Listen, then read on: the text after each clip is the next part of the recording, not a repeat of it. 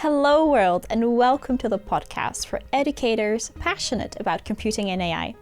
I'm Rehana Al-Soltane, a learning manager here at the Raspberry Pi Foundation, and this is the third episode to accompany the latest issue of the Hello World magazine, which explores critical thinking in the age of AI.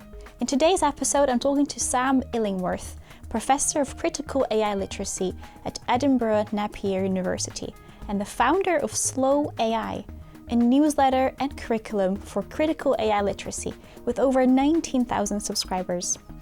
Welcome to the podcast, Sam. Hi, Rehana. I'm absolutely delighted to be here. Well, thank you so much for coming. I am one of your 19,000 subscribers on the Slow AI newsletter. And whenever my inbox pings me that you have released a new blog and post, I get quite happy. And that's mostly because I think critical perspectives on AI are quite hard to come by. And I think you have a very important critical perspective on AI technologies around us. And I think that we exist in a world where we are encouraged to use AI technologies left and right, almost blindly, without truly understanding what impact it's going to have on our skills, or who it was designed for, or understanding who it was not designed for. And that's why I'm so excited to talk to you today and to talk about critical AI literacy and unpack that a little bit, and also talk about the article that you wrote for the Hello World magazine. But before I dive into all these topics and all these questions that I have, I would love to hear more about you and what you do at Slow AI and at the university. Great. So I'm a full professor of critical AI literacy at Edinburgh Napier University.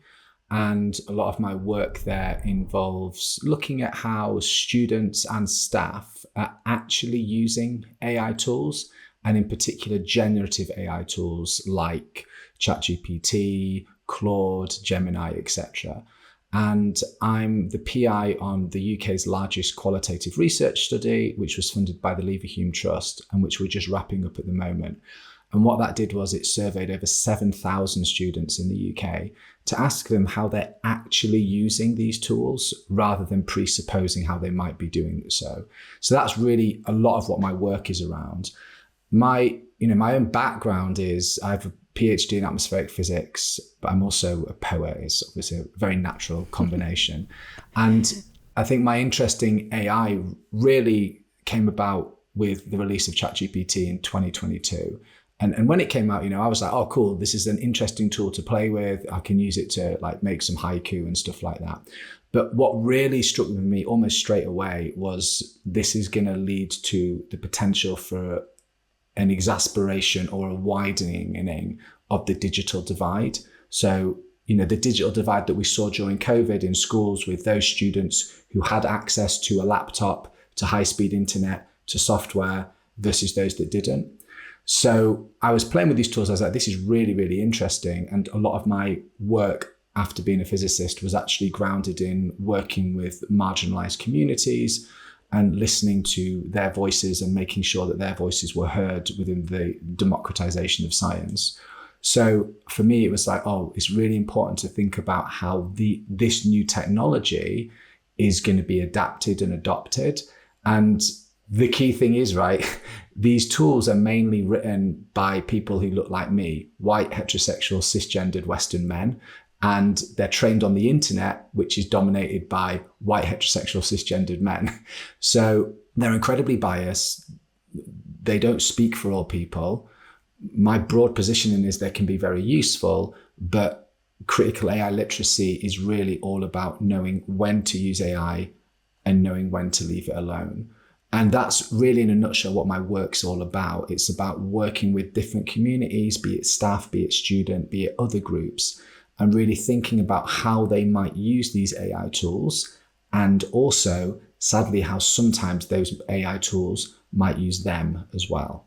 Yeah, exactly. I find it so interesting that your background is so multidisciplinary. I think when you have a multidisciplinary lens and you look at AI technologies around you, I think you can see those patterns, like you said, about some communities not having access to begin with, so that some of these communities don't have access to these technologies to start with. And that's the divide that we're really talking about.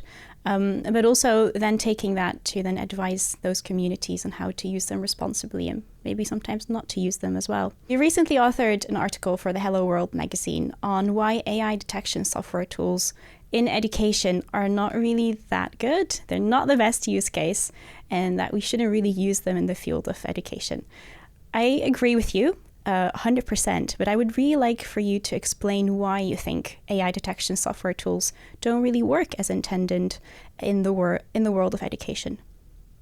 I try to be really central with my approach for most things related to AI, and to genuinely take this central approach of there's no point banning AI, there's no point adopting AI piecemeal, but rather to have this central critical ground. However, the one area that I don't hedge and that I feel very strongly about is AI detection. So I'll explain why. AI detection will never work. Firstly, at a purely technical level, it will always bias certain people. So how does AI work? Well, how does generative AI work? Generative AI works by basically predicting the most likely next token to appear. So what that does is it's trained on a corpus or trained on a large body of work, and it predicts the most likely sentence, the most likely word to come next. How do AI detection tools work? Well, what they do is they look to see if the words and sentences that have been constructed have a strong predictability. Now, the problem with that is that for anybody who's learned English as a second language or any other language as a second language as a non-native speaker, you'll know that you speak in a much more formal, much more structured way. Similarly, for people that are neurodiverse, you communicate in a way that is more structured and that has more of a pattern to it than somebody who might identify as being neurotypical or a native speaker. So what this means is that these tools, even if they work correctly, which they don't, often flag non-native English speakers and neurodiverse people the most. There's a brilliant paper in 2023 from Stanford, which basically got a load of student essays written by humans and put them through AI detectors. And for native English speakers, about 5% were falsely flagged as written by AI. For non-native English speakers, it was over 90%. Now, this was 3 years ago, so the technology has definitely improved, but it's fascinating because we're talking about Substack. Substack's just literally this week signed an agreement with Pangram, which is another AI detection tool software, so it can run your newsletter through AI. Now, I use AI to help with my editing and my research and everything. And what was really interesting was when I got my post and then put it through a humanizer, which is another AI tool, Pangram told me that it was 100% written by a human, whereas at that point it had to be written 0% by a human. So we know that these tools don't work, but also, Rehana, even if they did work perfectly, even if they didn't prejudice people who have already been prejudiced, it creates an illusion of mistrust. And in the classroom, what that tells me is if I'm using AI detection software, I'm instantly telling my students, I don't trust you. And that's not why I got into education. I got into education for pedagogy, not policing. So what I do is instead I say, look, we can use AI tools, but let's be honest about it. Tell me how you've used it in the assessment. Talk me through these steps. Tell me, is my assessment really boring or really hard or really non-relevant? So you've just used an AI tool to generate an answer to a 5,000 word essay that nobody's going to read anyway. That's fine. Let's have that dialogue. What I don't want to do is marginalize and penalize people who are already being marginalized just because they happen to speak and write in a way that's different from a native English speaker. It's a very long answer, sorry, but it's a soapbox I'm quite passionate about. No, I think it's actually very important to explain the whole context around it. So you mentioned that non-native English speakers are disproportionately more often going to be flagged by these AI detection software because they use simpler grammar structures or simpler vocabulary, and all this is then associated with AI slop or AI-generated content. I'm someone who's a non-native English speaker. I learned English as a fourth language growing up.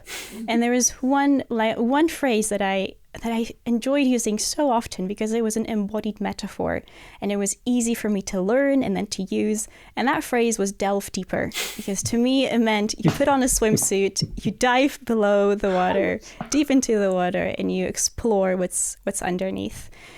And it's a kind of like it's a metaphor that embodies action, right? And I think when you're learning languages, the more you can associate with that, the easier it is to learn these phrases.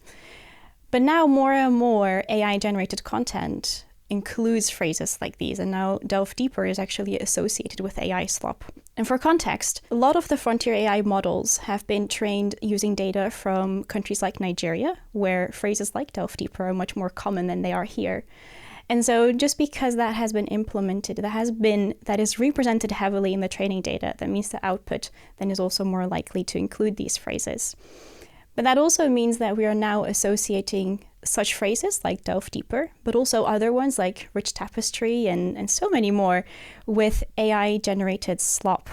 And that is quite unfortunate because I think I'm being robbed of several of my favorite phrases from my daily vocabulary and my daily language. So my question to you, Sam, is what do you think this is doing to the richness and the vastness of our language? And whether now we are incentivizing students to avoid using expressive language, and that maybe in the long term, that means that our language use will become more uniform, maybe a little bit more boring, maybe a little bit less rich. It's a great question. First, I want to acknowledge learning English as a fourth language is insane. I am unbelievably impressed as somebody who tried to learn Japanese whilst living in Japan and finding it incredibly difficult. I'm bowled over by that. It helps when you're very young. It helps when you're a child. It's still very impressive. I think you're right. And, it's really important to acknowledge where those phrases come from. I think also, slops existed before AI. And for me, AI slop is not about certain words or phrases or patterns. It's about a complete lack of human judgment.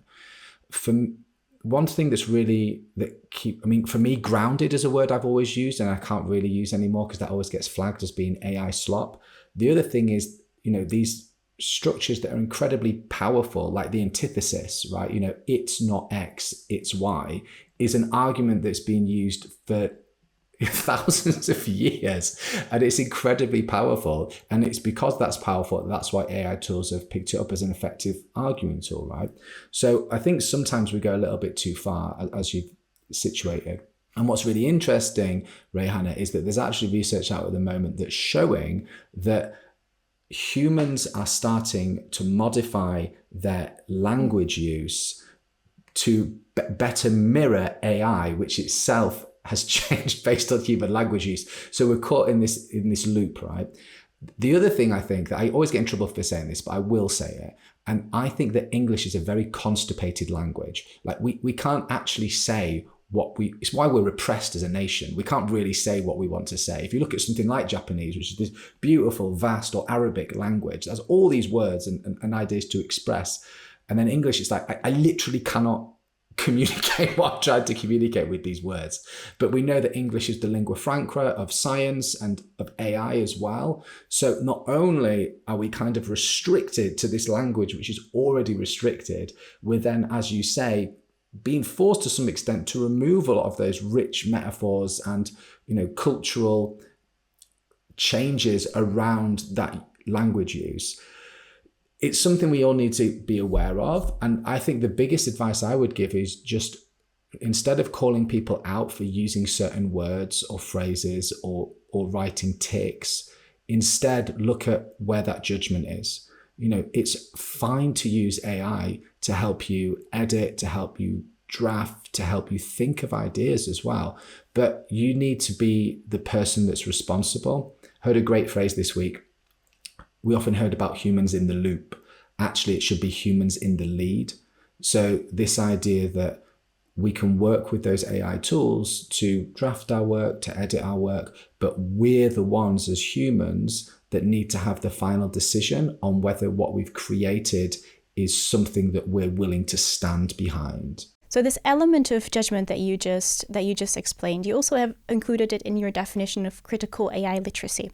So if I can read out what your definition of critical AI literacy is, which is the ability to evaluate AI outputs, recognize their limitations, understand the systems behind them, and make informed decisions about when to use them and when not to. I think that last part is actually very, very important. If you could describe what a ideal critically AI literate student would look like, how would they look like? What skills would they have then? That's a great question. I think for me, what they would have is they would have the ability to critically think without AI, first of all.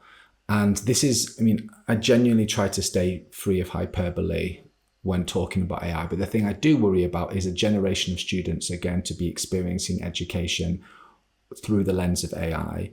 And people such as myself, I'm in my 40s, had decades of learning how to critically think before AI came out. So in many ways, it's very easy for me to apply those skills to AI. But what about those students who've never learned to critically think for themselves and who are working towards an output rather than a process? And part of that's the assessment issue. Assessment for me shouldn't be about monitoring outputs. It should be about assessing change and monitoring change.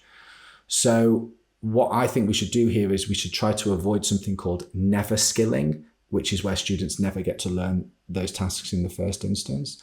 And a critically AI literate student, an ideal one, is someone who wants to question things, who wants to talk about things, who understands their limitations as well. And what that looks like in practice requires modeling that behavior as well. And also, I need to think about my own positionality as a white Western man who's a full professor. It's very easy for me to say, I don't know. And I often don't know because I'm in a position of responsibility and authority that other people don't have, that other people might not feel comfortable to say they don't know in that position. So that's why I think people such as myself need to use their privileges to create these opportunities for dialogue and for meaningful, exploration of this space. So if we could increase more opportunities for dialogue, I think assessment is one of those opportunities that we could revamp a little bit and rethink what assessment is and essentially make it an opportunity for dialogue, make it into an opportunity where students can showcase their learning and kind of celebrate their learning. So I wanted to focus on the element of assessment because you also mentioned that our way of assessing students right now is just designed in a way that focuses on output more than the process that led to that output. So if you could think about an English classroom, let's say, and you were to redesign what assessment looked like for a typical English student, what would you suggest we change in terms of how can we help students learn to think better? How can we help them to structure an argument or make up a hypothesis? How would you reimagine assessment if you could? Exactly. So I can give a specific example like that I think that does work really well because I do it. And this addresses two things. It teaches critical AI literacy, but it also addresses something that we call the hidden curriculum. So this idea that a lot of educators understand how marking rubrics work, understand how assessment works, but we assume our students to also understand that, even though they might not. So what I do, and I'd invite anybody listening to this podcast to do as well, if you're an educator, is set a normal English assessment task. So let's say, write me a 1,000 words evaluation or like book report on this book. Write me a 1,000-word book report. But don't actually get them to do it. Instead, show them your marking rubrics. Ask them to put the prompt for the assessment into their AI tool of choice, and then to use your marking rubrics to mark the work that was outputted by the AI tool. And what that does is it teaches the students where the strengths and where the limitations of that AI tool is, but it also gets them to understand how curriculum work and how to improve your marking matrix as well. And one of the things that always comes out of this is that we talked earlier about AI tools and generative AI in particular. Generative AI predicts the most likely next outcome. So what that means is that most of the responses you get are quite vanilla. They'll look at all of, let's say we've got a book like 100 Years of Solitude by Gabriel Garcia Marquez is one of my favorite books. What it will do is it will look at all of the thousands of articles that's been written about 100 Years of Solitude, and it will write a response that doesn't really offer anything new. Whereas if a student instead read it and was like, reading this book reminds me of when I was a child and my uncle tied himself to a tree in the courtyard for 3 hours as a joke. That's a very deep cut for that particular book. That's a much more interesting piece of work that an AI tool would never be able to come up with. So that kind of assessment, that kind of work shows the limitations of these AI tools, but also highlights the strengths of the human mind in terms of creativity and originality of thought as well. So really, I think this is a very interesting idea to kind of reverse engineer what assessment is and have to have the students to be in the lead, like you said earlier as well. I think another element of improving how we assess students is also helping them understand how they learn and what it is that makes us learn, what kind of strategies help us learn, and what the meaning of learning is in general, right? Because I think at the moment, the way that our assessments work, or maybe our schools are structured, is that they're preparing children to be collaborating citizens of the future. My goodness, yeah. We're just putting them on what do you call that? It's like on a conveyor belt. On a conveyor belt, yes. So that we put them on a conveyor belt with a very predestined destination. I'm laughing as well because basically, I did a master's in physics with space science and technology. Then I did a PhD in atmospheric physics.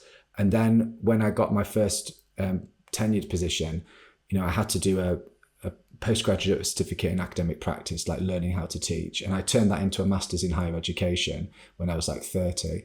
And it wasn't until then that I'd actually learned how to learn. So I'd gone through the entire process of 7 years in higher education without ever learning how to learn. And that master's in higher education was so foundational for me for how things work.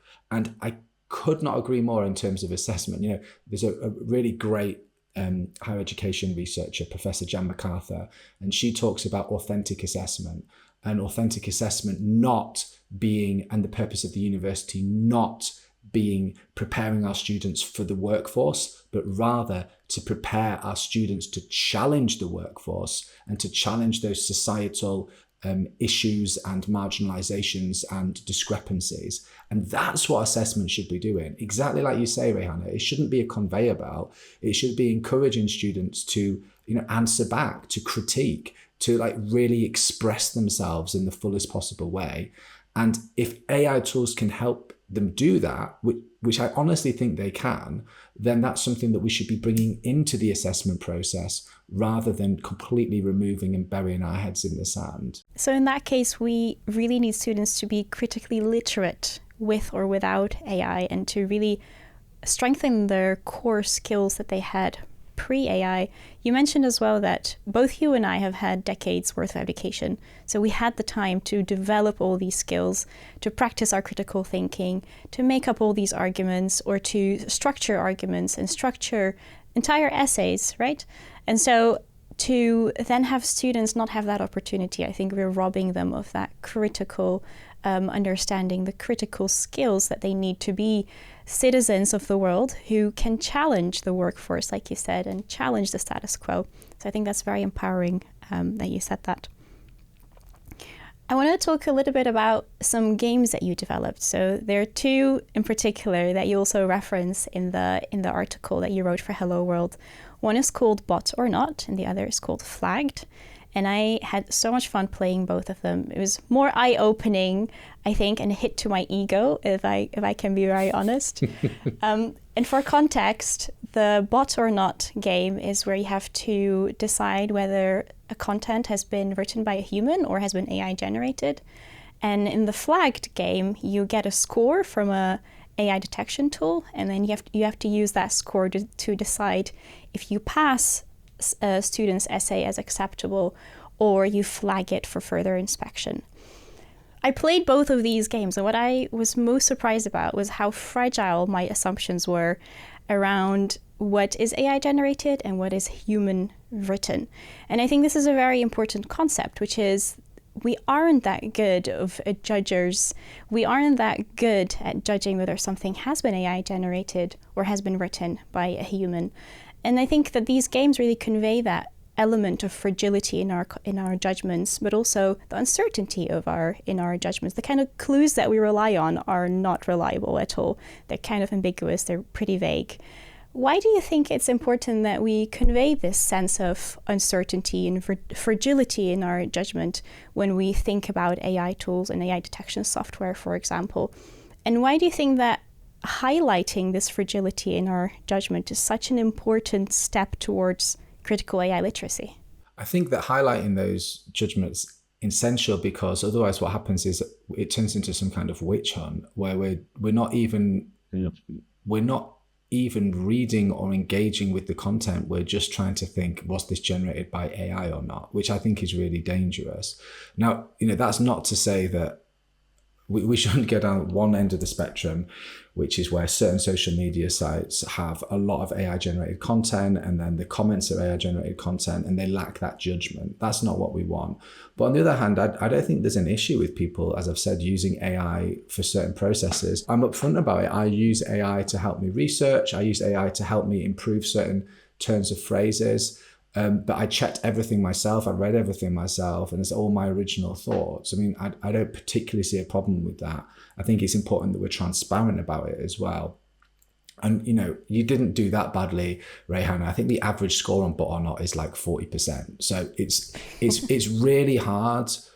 And the whole purpose of that game was just to demonstrate that you can't tell, like, either through AI detection or just by eyeballing something, whether it's been written by AI or not. I wrote that game. There's like 100 quotes that get pulled randomly. I still have yet to beat 9 out of 10. Like, some people have got 100%, which is fine, but I don't get it all the time because it's hard. And the other game you mentioned, Flagged, you can't win at that game. Like, the whole point of that game is to show people that behind every student's assessment is a person and a human. And even if a student did use AI to plagiarize a piece of work, why did they do that? What's the reason behind that? And do you just flag them, or do you go and have a conversation and a discussion with them, or set up a learning environment in which they feel comfortable about having that discussion with you in the first place? So for me, a lot of the work that we do and that I do around AI is about how we can really drive more human to human connection. And I'm a staunch optimist, and I genuinely think that AI is creating an opportunity for humans to reconnect, because I think that people are getting tired of AI slop, or the fear of missing out of having the latest AI tool, or AI generated content that doesn't need to exist. And that actually maybe people are looking for opportunities instead to re-seek that human connection, which sadly, is lacking in certain elements of society. Yeah, I agree with that. It sounds to me that we should really take a student-centered approach when we talk about critical AI literacy, and really have them at the center of the conversation and hear from them and speak to them, but also understand the kind of impacts that tools like AI detection software can have on students' motivations, and how they think of themselves and how they see their future playing out if all these softwares are not working in their favor, or they're not working as they're designed to. So it sounds like we should really keep students at the center of these conversations around critical AI literacy, and about how these interventions should be designed, how we should lead the conversations around AI detection software, but also about AI literacy and how students should use these and when they shouldn't use them. Thank you so much, Sam, for being on the podcast with me today. And I really enjoyed hearing all your ideas and all your perspectives. And I have a lot to think about as well when I leave this podcast. I really hope that all our listeners will have the opportunity to read your article and to learn from it as well, as much as I learned from it. So thank you very much for being here, Sam. Thank you so much. And yeah, I just want to say, this is not a plan at all, but I'm a huge fan of Hello World, and I read it almost religiously and recommend it to all my colleagues as an unbelievably useful source for how to think about like computing and recently AI in the classroom as well. So this was a genuine privilege to be on this podcast with you, Rehana. Thank you. Thank you so much for tuning in today. If you'd like to read the full article that inspired today's episode, you can find it in the latest issue of the Hello World magazine. Head to helloworld.cc to find the latest issues, but also to subscribe, explore our back issues, and listen to more episodes. That's it for today, and we will see you next time.